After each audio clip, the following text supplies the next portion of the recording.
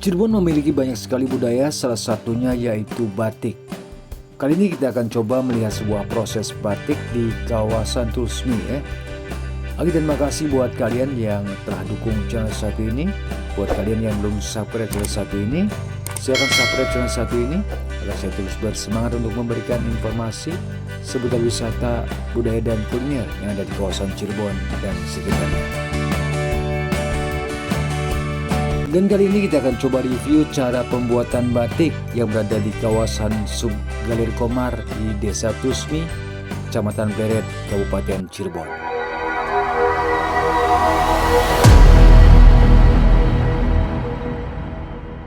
Oke guys, kali ini kita berkesempatan untuk melihat sebuah proses pembuatan batik. Kali ini kita berada di kawasan gudang yang membuat batik ya. Tepatnya di kawasan gudangnya Galeri Komar ya. Agenda suasana kawasan pembatikan Galeri Komar di Desa Trusmi ya. Desa Trusmi, Kecamatan Pleret, Kabupaten Cirebon. Hari ini guys kita bisa bertemu dengan owner yang ada di kawasan Sub Galeri Komarnya ya. Oke, buat kalian yang pengen kesini, lokasinya itu berada di kawasan Desa Trusmi, Kecamatan Pleret, Kabupaten Cirebon. Dan ini mungkin aku mau nanya sama ownernya nih sedikit tentang batik ya. Oke, assalamualaikum A. Waalaikumsalam. Itu dengan siapa A? Oh ya, nama saya Rudi Maulana. Kebetulan saya selaku generasi penerus dari orang tua saya, karena awal mulanya berdiri workshop kerjasama itu ya dengan orang tua saya dimulai dari tahun 1996 itu hingga sampai saat ini, dan saya sendiri menggantikan ibaratnya itu terjun ke dunia produksi mulai tahun 2015 setelah lulus dari sekolah di perguruan tinggi yang ada di Bandung, Sekolah Tinggi Teknologi Bandung, kemudian dilanjut mengurus produksi batik ini. Berarti ini adalah generasi kedua ya? Generasi kedua. Oke, sukses selalu. Berarti ini dari ayahanda ya? Iya. Turun ke Rudi ya? Iya. Oke. Mau nanya nih ya, sebentar tentang batik. Kalau batik itu apa sih A? Batik itu seperti yang tercatat dalam UNESCO. Batik itu merupakan warisan budaya dari Indonesia yang dalam bentuk tak benda atau tulisan, warisan calisan. Jadi yang didaftarkan itu adalah prosesnya. Oke. Jadi proses batik sendiri itu yang pertama, batik itu menggunakan yang pertama itu malam panas. Kemudian dilanjut dengan proses pencantingan, dilanjut proses pewarnaan, dan diakhiri dengan finishing pelorodan atau pelepasan lilin. Dalam rangkaian tersebut mulai dari awal sampai akhir, nah itu yang dinamakan dengan batik. Batik adalah proses. Iya. Berarti batik itu adalah proses ya? Iya. Bukan motif ya? Bukan motif atau bendanya. Iya. Proses pembuatannya. Iya benar sih ya. Kalau motif itu ya print juga semuanya banyak ya motif-motif batik. Tapi intinya berarti guys, intinya dari batik itu adalah proses. Jadi semakin rumit prosesnya, maka di daerah harga batik tersebut semakin tinggi ya. Iya, betul sekali. Oke. Dan batik juga kan prosesnya cukup lama guys, hampir berapa hari ya untuk satu? Untuk yang tercepat bisa, kalau proses yang minimalis 1 minggu juga bisa selesai. Kalau untuk batik premium yang bisa 3 kali proses matang itu bisa membutuhkan waktu 2 bulan bahkan lebih, tergantung tingkat kerumitan isian yang ada di dalam kain tersebut. Nah, perbedaan batik, mungkin kan semuanya belum tahu sih ya, apa itu batik dan apa itu printing ya di luaran sana. Nah itu kalau batik itu gimana? Keaslian batik ataupun mungkin dari ciri-ciri batik itu asli atau enggak itu tuh? Itu mungkin harus menjelaskan dengan barangnya ya. Oke. Kalau secara kasat mata konsumen juga mungkin bingung yang mana batik yang benar batik dan mana tiruan batik. Tapi untuk secara gambaran secara umum teknik batik itu mempunyai ciri khas tersendiri. Yang pertama dari motif tersebut kemudian dibolak-balik itu tembus, jadi dua warna permukaan itu muncul warna dan motif. Kalau printing itu ya biasanya tidak tembus sampai ke belakang. Mungkin di bagian permukaan dalamnya itu agak putih apa segala macam, biasanya yang identik seperti itu. Dan kemudian ada seperti bercak atau apa dengan ciri khas pemakaian lilin atau pecahan dari lilin itu tersendiri, merupakan ciri khas dari batik yang mungkin tidak bisa disama dengan hasil printing gitu kan. Jadi intinya guys, kalaupun batik itu adalah sebuah proses ya yang menggunakan lilin. Jika itu bukan lilin berarti itu tergolongnya bukan batik ya? Bukan batik. Lilinnya ditekankan lagi lilin panas. Lilin panas ya. Jadi itulah keaslian batik itu dilihat dari motifnya. Jadi kalau yang di belakangnya bersih itu identik bukan batik biasanya ya? Kemungkinan besar itu printing ya? Ya, bagian dalamnya itu bersih atau hampir tidak tembus. Bersih. Berarti kalau batik itu identik di belakangnya tuh bisa lebih kotor ya, atau warnanya lebih tua ya? Bisa jadi seperti itu. Yang jelas bolak-balik itu hampir sama ya warna ya. Oke, makasih Arudi untuk penjelasannya tentang batik. Semoga juga usaha Arudi ya yang diwariskan oleh orang tua kepada Arudi itu sukses selalu ya. Amin. Oke, makasih Arudi ya. Oke, dan kali ini inilah sebuah proses guys ya dalam membuat batik yang lokasinya berada di kawasan Galeri Komar ya di Trusmi. Dan ini adalah sebuah proses menggambar guys ataupun membuat desain ya untuk batik sendiri ya. Karena yang namanya batik itu adalah didesain dulu ya, kemudian nanti digambar memakai lilin. Oke, inilah proses menggambar atau membuat desain yang ada di kawasan Galeri Komar. Ini masing-masing adalah seniman batik Cirebon guys ya, yang membuat pola ataupun membuat desain dari batik sendiri. Dan nanti batik yang ada di sini ini merupakan batik tulis semuanya guys ya. Hampir 100% di lokasi ini adalah batik tulis.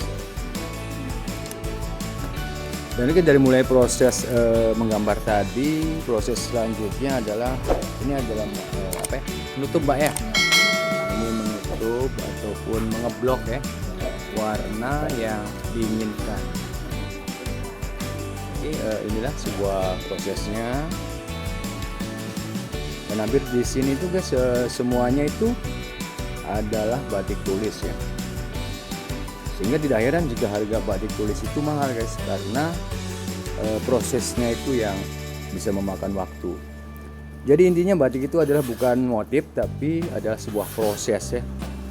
Semakin rumit prosesnya, maka harga batik itu akan semakin mahal guys ya. Beda halnya dengan yang namanya printing ya. Kalau printing kan ibaratnya cuma sekedar ngeprint ya. Tapi kalau batik itu adalah sebuah proses guys. Jadi semakin mahal harga batik itu, berarti prosesnya itu ya lumayan lama ya. Ini adalah proses pengeblokan ya. Dari pengeblokan tersebut nanti warna yang terkena lilin itu yang tidak akan menjadi warna yang lebih tua guys.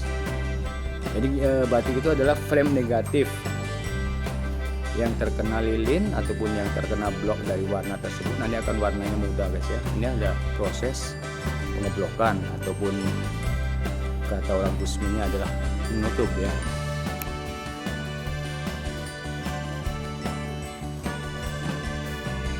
Oke, dan di suasana hari ini suasana kawasan Sukomar ya di Trusmi, daerah Cirebon.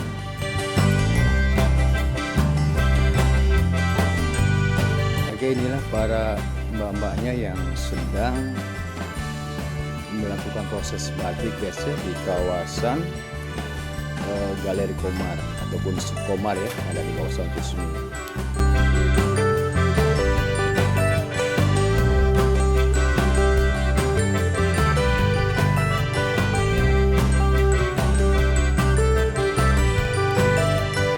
Dan rumitnya batik itu adalah prosesnya di sini guys ya, adalah memilih ataupun mengeca sesuatu yang salah yang ada pada batik tersebut guys. Ini adalah proses kuisi ya pada batik ataupun membersihkan dari segala tetes yang menempel di batik. Oke, ini adalah proses kuisi ya ataupun pembersihan.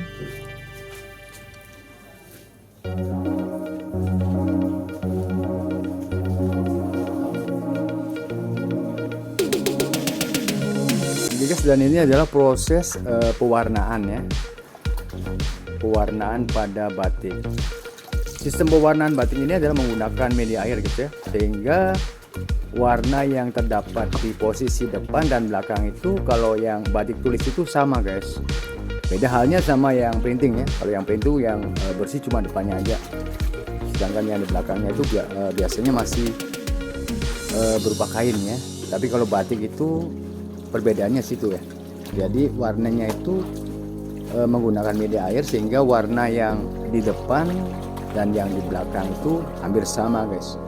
Dan justru yang di belakang itu lebih tua ya daripada yang di depannya.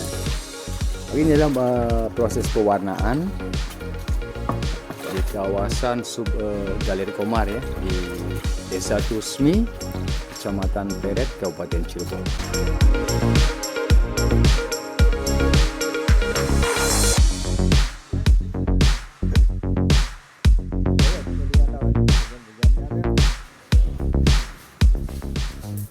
Dan ini adalah proses peracikan pewarna ya, ataupun pewarna buat batiknya. Kali ini kita ketemu master ya, untuk pewarnanya ya, Om Rodi ya. Jadi Om Rodi ini adalah sebuah, kalau di dokter itu adalah apotekernya guys, untuk meracik warna-warna yang ada pada batik ya. Dan inilah prosesnya untuk pewarnaannya. Oke, ini adalah proses untuk warna batiknya ya. Dan Om Rudi ini adalah generasi kedua guys ya, dari bapaknya yang mendirikan Sub Galeri Komar ini, dan sampai dengan saat ini alhamdulillah masih terus berjalan ya, karena beliau yang meneruskan usaha dari ayahanda ya. Oke, inilah racikan untuk kawasan Sub Komar ya, di kawasan Tusmi. Untuk batik tulis asli ya, khas Cirebon.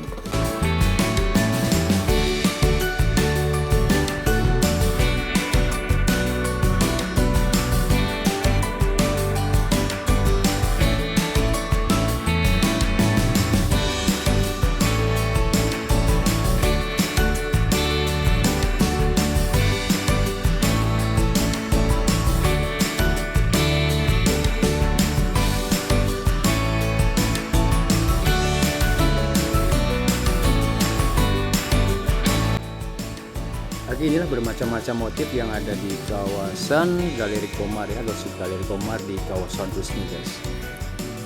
Dan mungkin tidak heran lah kalau harga batik itu mencapai nilai yang fantastis ya, karena batik sendiri itu bukan sekedar motif guys ya, tapi batik itu adalah sebuah proses. Jadi intinya semakin sulit ataupun rumit prosesnya itu akan semakin mahal pula harganya guys ya. Inilah motif-motifnya, ini adalah suasananya ya di kawasan Sub Galeri Komar di Desa Tusmi, Peret, Cirebon. Dan guys, sampai di sini perjalanan saya dari kawasan Sub Galeri Komar yang berada di kawasan Desa Tusmi, Kecamatan Peret, Kabupaten Cirebon, untuk melihat sebuah proses pembuatan batik Cirebon yang ada di kawasan Galeri Komar ini. Sampai jumpa di video-video berikutnya, dan makasih buat kalian yang telah subscribe channel satu ini. Buat kalian yang belum subscribe, silakan subscribe channel satu ini agar saya terus bersemangat untuk memberikan informasi seputar wisata, budaya, dan kuliner yang ada di kawasan Cirebon dan sekitarnya. Sampai jumpa.